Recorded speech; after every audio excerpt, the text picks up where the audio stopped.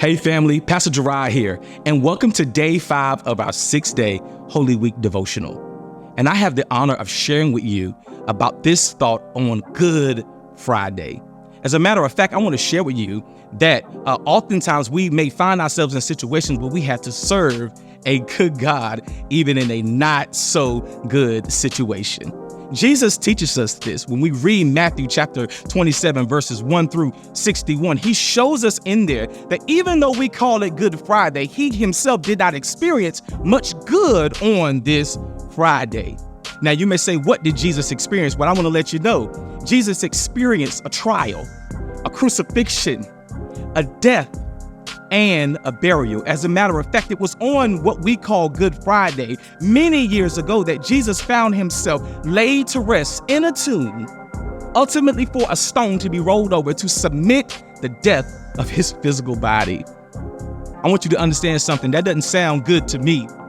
But when you look at what Jesus taught us, I believe he taught us this simple truth, this big idea that we serve a good God, even when we don't experience good situations.